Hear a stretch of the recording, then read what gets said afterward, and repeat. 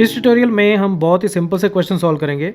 इस क्वेश्चन में हमने इन नंबर्स की वैल्यू फाइंड आउट करनी है। फाइंड आउट करने का मतलब ये है, जब हमें लिखा था फाइंड 9 टू द पावर 3/2, तो मतलब ये है कि इसको हमने पावर की फॉर्म से हटाना है। एक्सपोनेंट को हटा के हमने इसकी वैल्यू क्या बनती है, नंबर क्या आता है, वो फाइंड आउट करके लिखना है। तो जैसे पहला क्वेश्चन है 9 टू द पावर 3/2, तो इसको करने का तरीका क्या होता है कि ये जो बेस है ना, देखो ये बेस है यानी कि 9, ठीक है। तो जो बेस है हमारा, इसकी हमें प्राइम फैक्टराइजेशन करनी है। तो प्राइम फैक्टराइजेशन मतलब पहले देखो कौन से प्राइम नंबर से डिवाइड होता है, ये 3 से, तो 3 आया, फिर से 3 पे गया और 1, जब 1 आया तो हम रोक देंगे। तो 9 को मैं 3 × 3 लिख सकता हूँ, तो यानी कि ये हो गया 3 × 3 टू द पावर 3/2। यही हुआ 3 × 3 टू द पावर 3/2, यानी कि 3 × 3 कितना हो गया, 3² टू द पावर 3/2। अब हमें क्या करना है कि ये जो लॉज ऑफ एक्सपोनेंट्स हैं, इनमें से कोई एक लॉ इसके ऊपर एप्लीकेबल होगा। अब 3 टू द पावर 2, ये 2 क्या है, इसका एक्सपोनेंट, और फिर उसकी पावर 3/2, तो 3/2 भी क्या है, एक्सपोनेंट, ठीक है। जैसे मैं लिखता हूँ a to the power b, तो a जो है ये होता है बेस और b जो है ये क्या होता है, एक्सपोनेंट, ठीक है। इस पावर को एक्सपोनेंट बोलते हैं। तो ये इस फॉर्म का हो गया a to the power m और फिर पूरे की पावर n, ठीक है। तो इसमें a जो है वो हो गया 3, m जो हो गया 2 और n जो हो गया वो हो गया 3/2।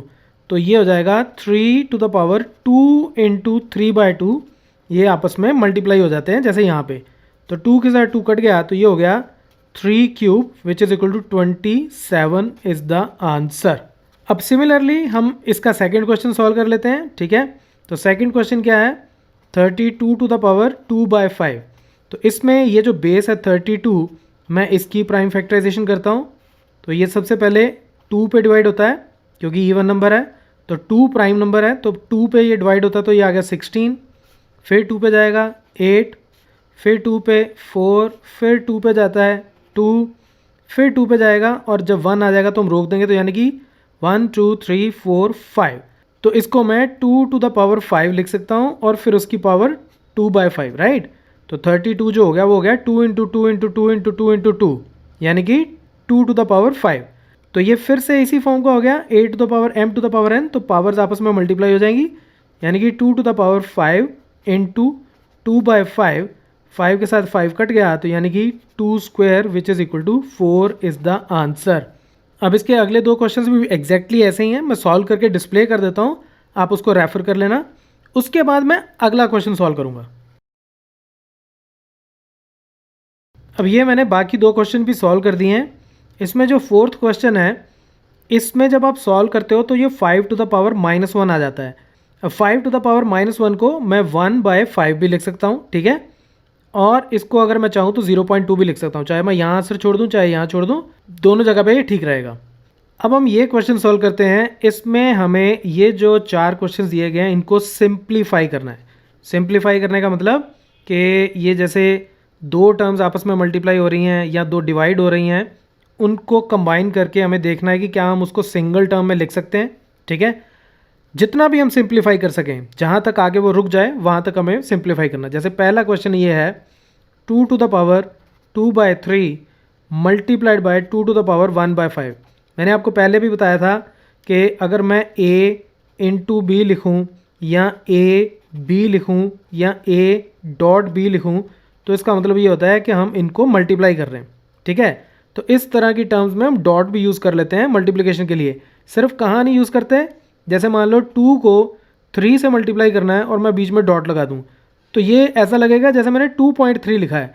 तो इस तरह के नंबर्स के लिए हम क्लियरली मल्टीप्लिकेशन का साइन यूज़ करते हैं, ठीक है। अब ये मल्टीप्लाई हो रहा है।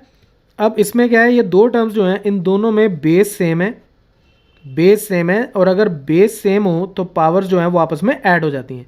तो यानी कि इनका बेस जो सेम है 2, वो कॉमन रह जाएगा और पावर्स 2/3 + 1/5 ये आपस में ऐड हो जाएंगी, यानी कि 2 टू द पावर कितना हो गया, ये 15 इसका एलसीएम आ गया और यहाँ आ गया 10 + 3, तो this is equal to 2 to the power 13/15।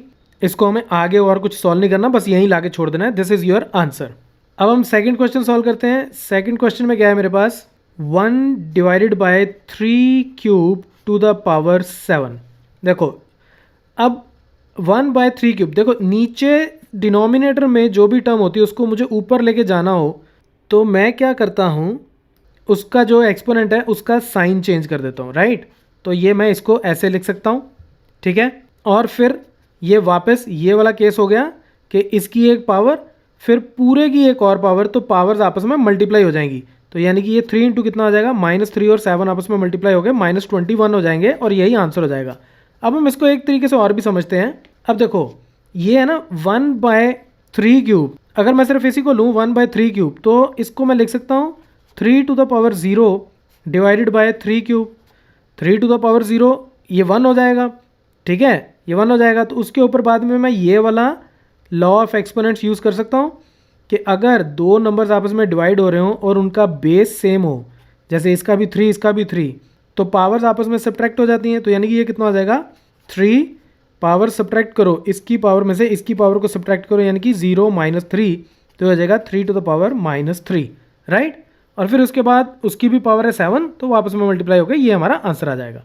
अब इस क्वेश्चन पे ये वाला एक्सपोनेंट का लॉ लगेगा और इस वाले पे ये वाला लॉ लगेगा। मैं क्विकली करके डिस्प्ले कर देता हूँ, आप फिर उसको रेफर कर लेना। सो ये रहे थर्ड और फोर्थ के सॉल्यूशंस, इसको आप रेफर कर सकते हो। So that's it from this tutorial, keep watching मैथमाफिया।